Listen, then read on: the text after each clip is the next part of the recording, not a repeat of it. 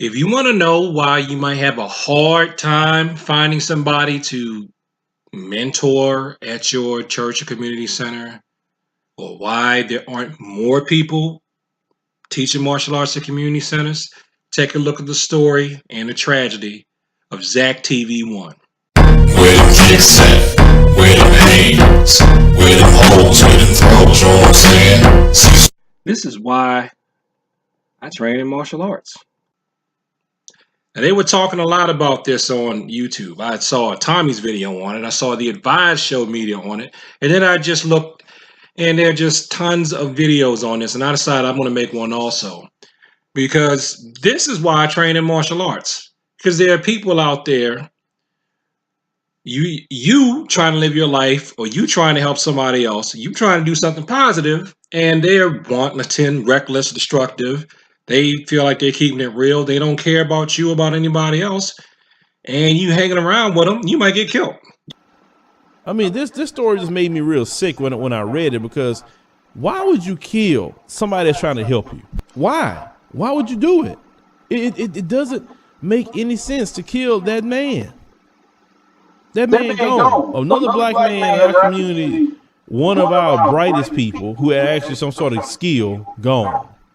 And every time I get a new class where I'm teaching for the community centers, even though where we live is nowhere near like Chicago, nowhere near at all like that, what do I hear? Where is it? What kind of place is this? What time again? Are you sure you want to go there? Is this place okay? Have you been there? Why don't you take me out there? I want to take a look at it before, I agree with you teaching out there. That's coming from my wife because she's scared that something could happen to me while I'm walking up to teach a martial arts class. Why? Because we used to live in a neighborhood one time that was starting to go down. Thankfully, they cleaned it up. They didn't clean it up before we left. But we had to get up out of there. And she didn't even want me to teach in that area because the area was so rough. Now, I would have taught in that area regardless, but I did not have a black belt at the time. I didn't.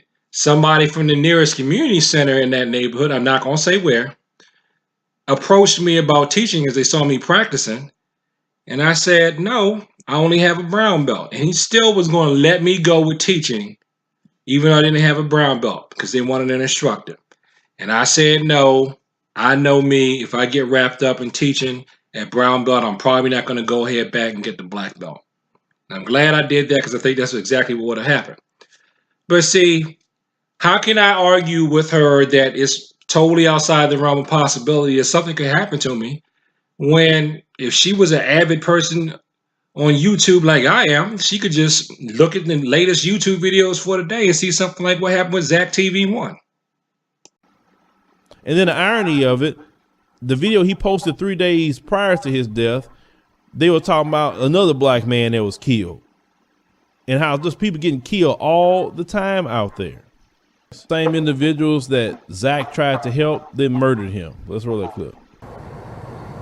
It was in this gold Jeep Cherokee where 30-year-old Zack Stoner was shot, once in the head, once in the neck. It happened at 1:30 this morning. Stoner had just left a rap concert at Refuge in the 400 block of Clark Street when the shooting occurred. Violence is part of the human condition. It's not unique to the American culture or to the African American culture, but violence is part of the human condition. So if you're wondering why you can't get black men to do this, why we can't get the brothers to whatever, ZackTV's death is why. I remember seeing a video out of Chicago last year or so. He had like an 8-year-old boy walking around with a pistol. And a black woman say, hey, what you doing with that? He told me, well, I need it out here. If you got 8-year-old kids walking around with pistols, like, come on, what's going on? 8-year-olds with pistols. That's probably why when I was teaching toddlers, I used to have so many people in there. I've told this story in class and on this channel before. Somebody came at my son when he was 5 years old. Somebody came at my son with a box cutter. What's a 5, 6, 7, 8-year-old doing with a box cutter going after a 4 or 5-year-old? What did my son do? He kicked the boy in the head, made the boy drop the box cutter. And so if you want to know why I take martial arts, that's one reason why I take martial arts. Because we got some people running around here in this world that have just lost their mind. They don't care about their own life. Therefore, they don't care about yours. And it doesn't matter if you're trying to help them or not. They still, because they're so violent, can do something to end up killing you. And so as long as violence is part of the human DNA, we need to get martial arts lessons as part of the human DNA for those of us who want to live in peace. Because like the Bible says, blessed are the peacemakers, for they shall be called children of God. So thanks for watching this video. Like, comment, and subscribe. Please share this video with people who like to talk about the martial arts. Rest in peace, Zack Stoner. Rest in peace, all the other people who have given their lives in the interest of helping out the poor.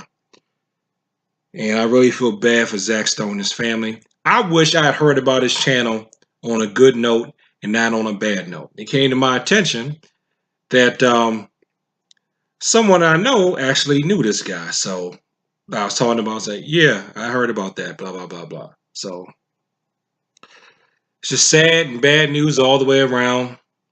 So then we got to learn how to protect ourselves so that in turn we can help protect other people. Peace.